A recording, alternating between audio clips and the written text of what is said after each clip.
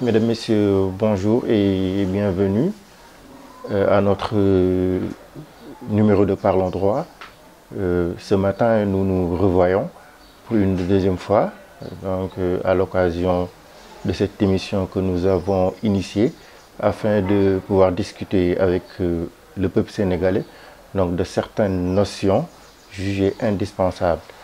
Voilà, pour ce second numéro, nous avons choisi d'aborder un thème qui intéresse non seulement les particuliers, mais également qui intéresse les entreprises, à savoir le recouvrement de créances.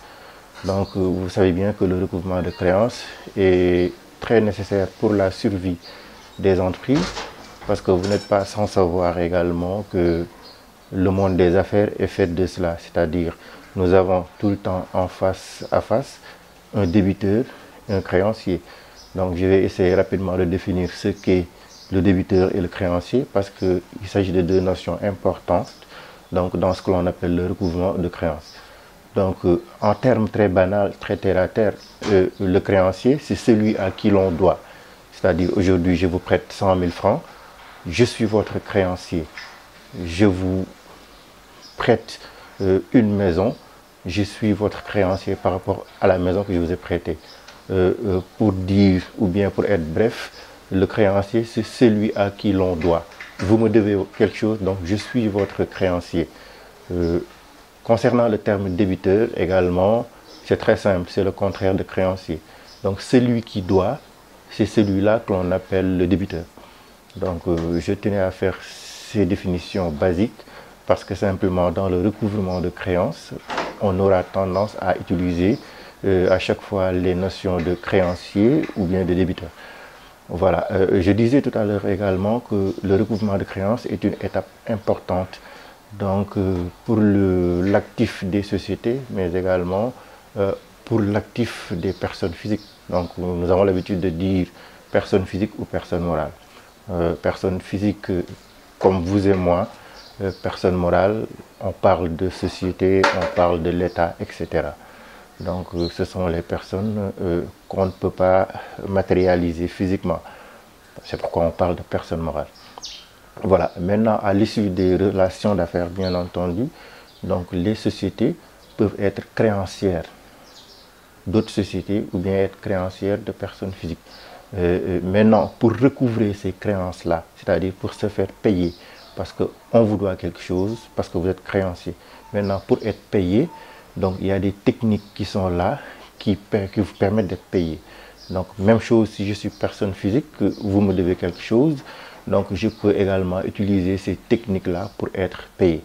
Voilà, nous sommes dans le cadre du droit. Et lorsqu'on aborde aujourd'hui le recouvrement de créances, bien entendu, nous avons tendance à subdiviser les étapes du recouvrement de créances en deux parties.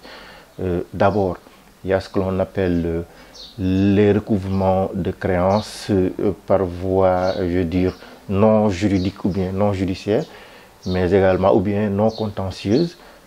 On a également tendance à parler de recouvrement de créances par voie contentieuse ou bien par voie judiciaire.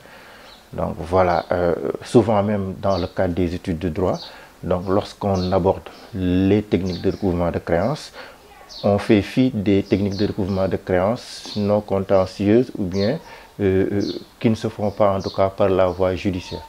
Mais il est important également de les aborder parce qu'on n'est pas obligé d'aller vers la voie judiciaire pour recouvrer sa créance, c'est-à-dire pour se faire payer.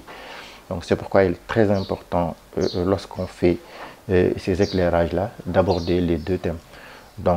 Concernant le recouvrement de créances, on va parler à notre niveau des techniques non contentieuses, mais également des techniques contentieuses.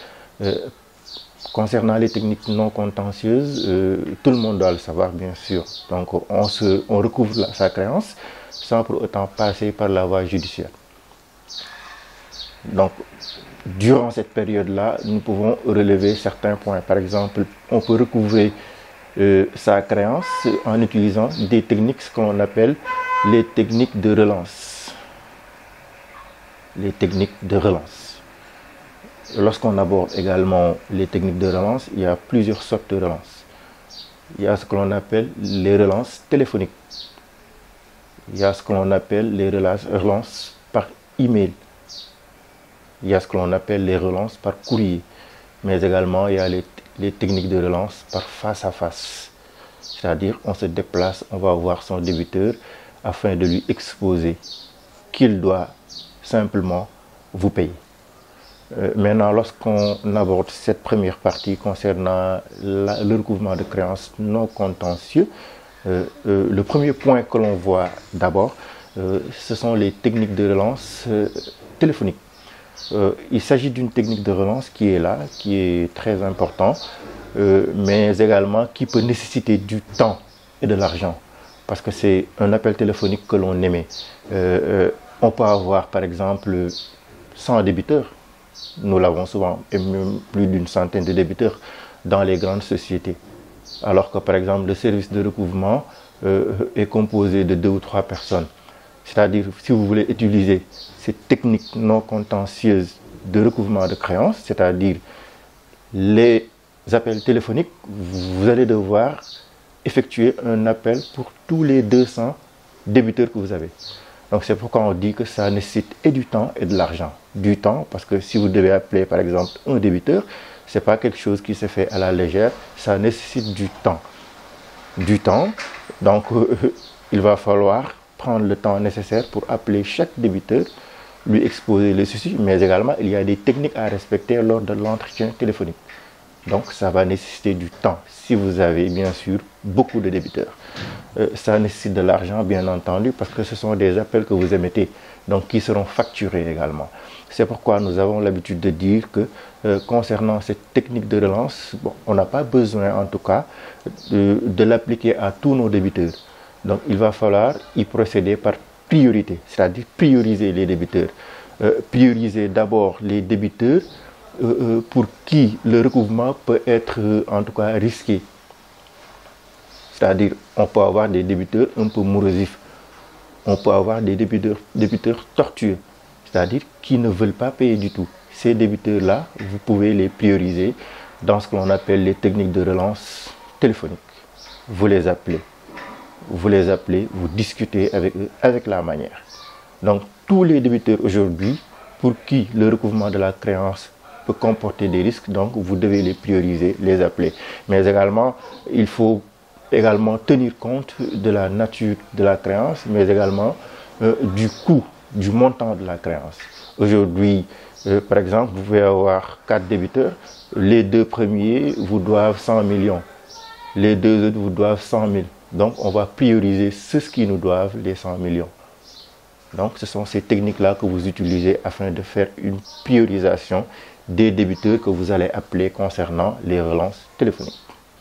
Donc c'est pourquoi il va falloir mettre en place une fiche de relance. Donc dans la fiche, bien entendu, chaque débiteur, il y aura des informations, en tout cas, qui seront mentionnées dans les fiches. Il y aura bien entendu le nom de chaque débiteur. Il y aura les coordonnées des débiteurs, l'adresse des débiteurs, le montant de la créance, mais également le numéro des factures que le débiteur n'a pas encore réglé. Ce sont des informations primordiales que vous devez avoir dans les fiches de relance téléphonique. Maintenant, passé cette étape-là, vous avez une fiche de relance sous la main et c'est là que vous devez maintenant émettre votre appel à l'endroit des débiteurs que vous avez sélectionnés, des débiteurs que vous allez relancer. Maintenant, lors de l'entretien également, il est important de respecter bien entendu certaines techniques parce que vous ne pouvez pas appeler comme ça. Il y a des techniques afin de convaincre les débiteurs. D'abord, vous appelez, mais nécessairement vous devez vous identifier. Votre interlocuteur doit savoir à qui il parle. On se présente, on s'identifie. Vous appelez pour telle société. Donc vous lui exposez la raison de votre appel dans cette technique de relance-là. Mais également, la manière de parler a un sens, est très importante. Parce que simplement, le débit de la voix ne doit pas être trop agressif. Si vous êtes agressif, mais vous allez obliger votre interlocuteur à être résistant. Donc, le ton de la voix ne doit pas être agressif, mais vous ne devez pas être faible également au niveau de votre voix. Parce qu'également, si vous êtes faible, donc le débiteur morosif peut s'y engouffrer afin en tout cas, de ne pas vous payer. Cela va juste traduire un manque de conviction de votre part. Donc, la voix ne doit ni être agressive du moins, la voix ne doit pas être faible. Au-delà de ça, dans l'entretien téléphonique, il va falloir éviter donc un ton très rapide. Vous ne devez pas être rapide par rapport à votre interlocution. Vous devez parler de manière normale afin qu'il comprenne ce que vous lui dites. Mais lorsque vous lui parlez également, il aura tendance à vous répondre. Donc, s'il vous parle, là également, il va falloir ponctuer votre écoute par ce qu'on appelle une écoute active. C'est-à-dire, il parle, vous lui marquez que vous l'entendez, vous l'écoutez par des « en effet »,« oui, parfaitement, vous avez raison ». Donc là, votre interlocuteur va savoir qu'effectivement, vous êtes en train de le suivre, mais également vous êtes en train de le comprendre. Ce sont des techniques importantes dans ce que l'on appelle l'entretien téléphonique. Passé cette étape-là, il ne faut pas hésiter également, si le débiteur est très résistant, à lui poser des questions, mais des questions dont il ne peut répondre que par l'affirmative. Toujours éviter la négation. N'est-ce pas, vous êtes un débiteur sérieux? N'est-ce pas, vous avez toujours respecté vos obligations à notre endroit? Là, il ne peut répondre que par l'affirmative. Même si tant est que, parfois, il n'aura pas respecté ses engagements, mais il voudra toujours répondre par l'affirmative. Ça, ce sont des techniques qui vous permettent d'avoir un entretien correct avec le débiteur et par conséquent, il ne va pas faire une opposition à ce que vous lui dites.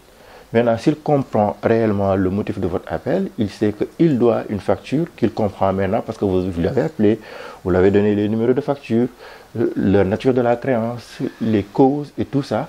Vous lui apportez en tout cas des preuves, bien que ce ne sont pas des preuves physiques qui sont là, mais vous l'appelez pour lui exposer de la manière la plus normale possible. Là, ce débiteur-là peut répondre positivement à votre appel et par conséquent, vous payer. Donc, cette technique de relance téléphonique permet de vous faire payer sans pour autant que vous ne vous déplacez, mais sans pour autant que vous allez saisir la justice par la voie contentieuse.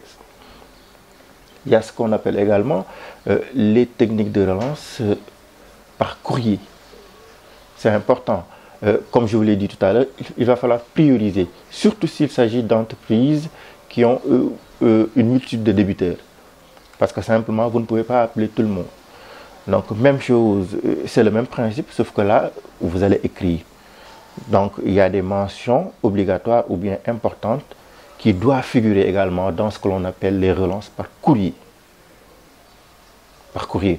Donc, il faudra nécessairement l'identité du créancier. Donc, il doit savoir qui m'écrit aujourd'hui, bien entendu. Vous ne pouvez pas écrire une lettre sans pour autant vous identifier. C'est comme dans la technique de la relance par téléphone. Donc là, vous vous identifiez si vous l'appelez. Là également, le courrier, donc vous devez vous identifier. Vous devez mettre l'adresse exacte du débiteur afin que le courrier puisse, lui, être servi. C'est nécessaire, c'est même évident. Mais également, dans le courrier, vous allez faire un bref rappel de l'objet de la créance. Ça porte sur quoi? Vous mettez le montant de la créance dans le courrier, un montant exact. Vous pouvez même vous permettre de mettre dans ce courrier-là, de mentionner une précédente relance que vous aviez faite, en tout cas qui n'avait pas reçu un écho favorable de sa part. C'est possible. Mais également, il ne faut pas oublier les formules de courtoisie dans le courrier. C'est important également. Donc, ce sont des écrits qui sont là. Vous n'avez pas besoin de respecter certaines techniques applicables à la technique de relance téléphonique. Parce que c'est un courrier. L'essentiel, c'est d'éviter les fautes et de respecter ce que je viens d'évoquer tout à l'heure. Certaines informations jugées capitales. Il faut également éviter d'être un peu répétitif dans le courrier. Il faut être bref, clair, court et concis. Comme on le dit dans ce que l'on appelle la gestion de la relation client. Être bref, être clair, court et précis. Vous pouvez également avoir des relances par email. C'est presque le même principe que les relances par courrier. C'est presque le même principe parce que c'est de l'écrit. Donc, vous respectez toutes les étapes donc, que je viens d'évoquer tout à l'heure. Clarté, concision, brièveté. C'est important. Parce que celui qui vous lit doit vous comprendre. Parfois, il n'a pas peut-être beaucoup de temps pour lire des lettres ou bien en tout cas un exposé. Donc, soyez très court, mais soyez clair. Là, il vous comprend et il pourrait vous répondre peut-être positivement. Il y a ce que l'on appelle également les techniques de relance par face à face. Là, vous devez vous déplacer, aller voir le débiteur. Peut-être qu'il s'agit d'un client très important, peut-être que voilà, dont la charge de travail ne lui permet pas de vous répondre, par exemple, lors des entretiens téléphoniques ou bien par les emails, ou bien il s'agit d'un client qui n'est pas très formel, qui n'a pas un secrétariat, qui lui permet aujourd'hui soit de répondre normalement au téléphone ou bien de recevoir les mails et de répondre. Donc là, vous pouvez aller sur place, le voir, lui parler. Et là également, parce que c'est un face-à-face, donc il y a des règles basiques qu'il faut respecter. Il faudra être correct, bien habillé, éviter les folklores, mais également être correct comme on le dit souvent. Il va falloir soigner sa mise, c'est pas porter des habits 999, mais être correct et présentable. Être présentable également dans l'élocution, parce que non seulement il s'agit d'un entretien face à face, mais dans le face à face, vous parlez, il vous entend, il vous écoute. Donc il y a certains principes que vous devez respecter, comme on l'avait évoqué, dans les techniques de relance téléphonique. C'est-à-dire parler normalement, pas trop rapide, pas trop lentement, mais également ne pas utiliser un ton agressif, ni un ton très lent, parce que cela traduirait simplement un manque de conviction. Et là, il pourrait s'y engouffrer, comme nous l'avons dit tout à l'heure, afin de ne pas vous payer. Parce qu'il y a des débiteurs qui sont morosifs. Ils savent qu'ils vous doivent, mais ne veulent pas vous payer. Maintenant, la manière dont vous les abordez peut les amener à vous payer. Donc, il s'agit là donc des techniques de relance, je vais dire, non contentieuses, que vous pouvez utiliser aujourd'hui pour vous faire payer. Donc, vous allez vous faire payer et pourtant, vous n'allez pas voir le juge. Vous n'allez pas initier une procédure judiciaire. Il y a également ce que l'on appelle les sommations ou bien les mises en demeure extrajudiciaires, ou bien qui ne sont pas faites en tout cas par ministère d'un huissier. Mais également, une mise en demeure ou bien une sommation est un courrier que vous allez écrire, mais qui va aller au-delà de ce qu'on a vu tout à l'heure. Parce que dans les étapes précédentes, là, vous allez être courtois dans l'élocution si vous devez lui parler au téléphone ou bien en face à face, mais également dans l'écrit, on doit sentir votre courtoisie. Même chose également pour ces techniques-là, c'est-à-dire pour la sommation simple, une lettre simple, une mise en demeure simple, ça se fait.